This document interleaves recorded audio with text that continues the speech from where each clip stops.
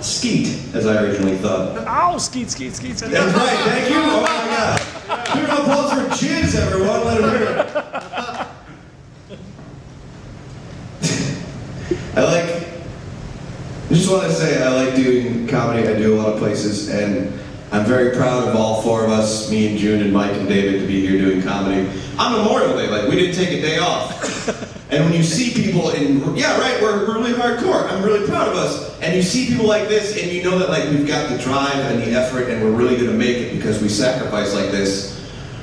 Or we're the dudes who are going to snap and go on a killing spree in the post office. So either way, you're going to be like, I knew those guys before they got famous. And I also changed from shorts into pants just to make Mike Hurley the only dude wearing shorts on stage. Threw him under the bus. Oh shit, here, have some earwax, Mike.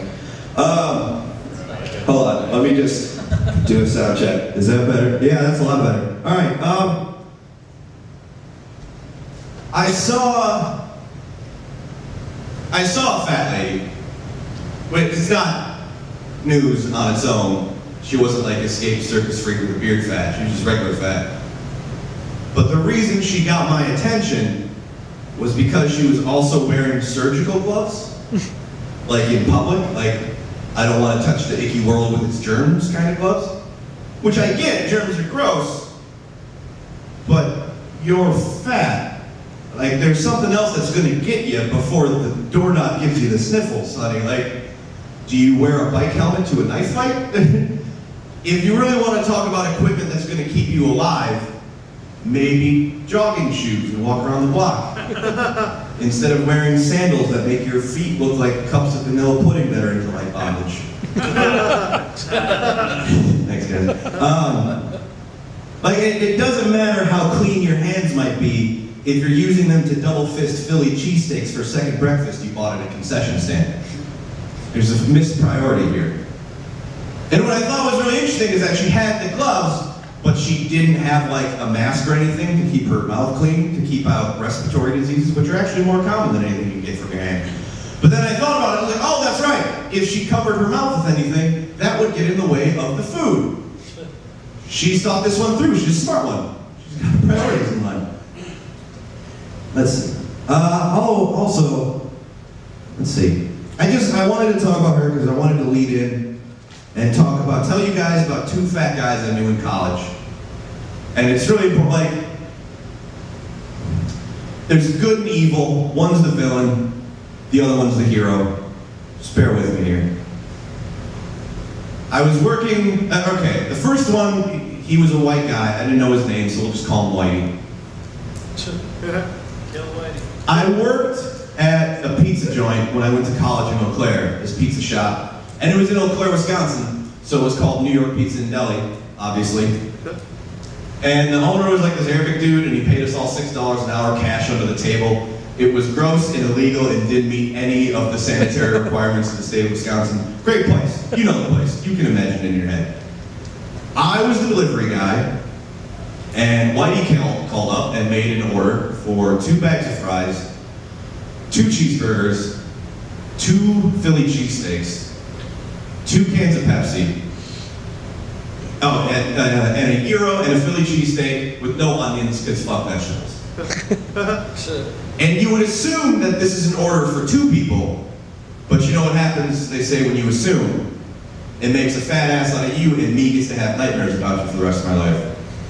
Because I'm delivering it to this guy, and he lives in an assisted living hospital. Yeah, like I'm going in, and I go into his room, and he's on the hospital bed.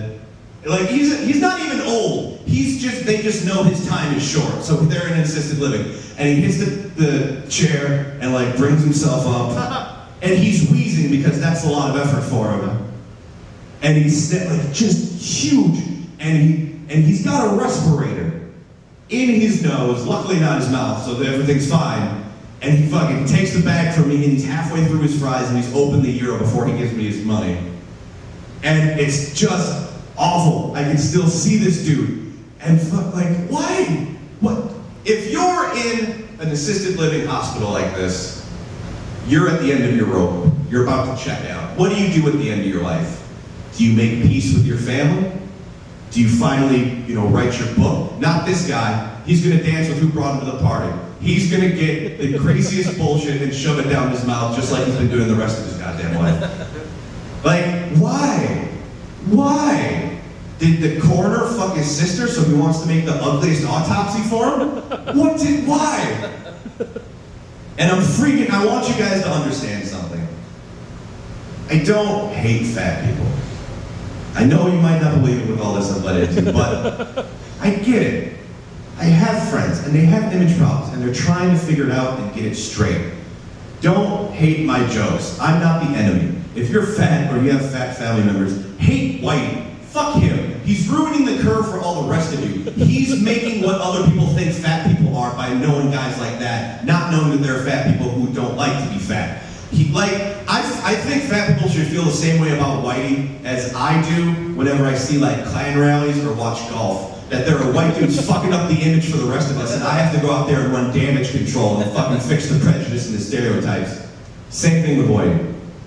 But he's really ruining me because, they wouldn't give him the option for assisted suicide, so he fucking recruits me for his goddamn plot. I know it's my job to serve him his food because he's paying for it, but that fucking defense didn't work for the Nazis. It's not gonna work for me. It's my job to get him fat. So I'm twisted out about this dude, and he's really freaking me out. But then, just at its bleakest, when things look lost, the hero arrives. And I'm standing outside my house, smoking a cigarette, staring off, not thinking anything. And I hear this voice behind me from my shoulder. It goes, "Hey man, can I grab a cigarette from you?" And I turn around, and there's this enormously fat guy. He's got Whitey beat by 50 pounds at least. But he's riding a bike. He's fucking doing something about it. And what's important here is that it was so ironic, I thought, that Whitey was evil and white and fat. And this guy was black and fat and amazing. He was inspiring. I'm not gonna call him Blackie because I don't feel like getting punched tonight. But we're gonna go with Carl. Carl was magnificent. Carl asked me for a cigarette. Of course I'm gonna give it to him. It might be hypocritical, he's trying to be healthy, but I'm giving him a cigarette. He weighs 3 of me, and he's gotten more exercise today than I'm gonna get the entire month. Of course I'm gonna give him a fucking cigarette. And then he just rides off. I was like, oh my God, look at him. That's inspiring. That's the most inspiring thing I've seen in my entire life. And like I said, I wanted to explain that they were polar opposites. There's no way they ever met. The lazy white guy who's waiting to die, who's enormous, and the exercising, badass, fat black guy who's doing something about it. There's no way they ever met. I know because there's no way Whitey's left his house in 20 years. The only thing they have in common is me, and I feel like I grasp a vision of the mystical universe and how creation works, because everywhere there's a fat yin asshole. There is a fat yang hero who is doing something about it, strapping gloves onto his soon-to-be no longer chubby fingers, and he says, no more, and he will bike his way to freedom. And it's seriously, I think about these dudes a lot. Because I feel everyone's got the angels on their shoulder that are their conscience, and I have them too, but whereas most people have an angel with a halo and a devil with a pitchfork, mine is a fat black guy on a bicycle with a cigarette dangling out of his mouth like a badass. And he's fighting a giant, white, shitty blob on a respirator. Fuck Whitey. All to Carl. Awesome, thanks guys. How much time do I have, Steve-Ball? Less than a minute. All right, cool.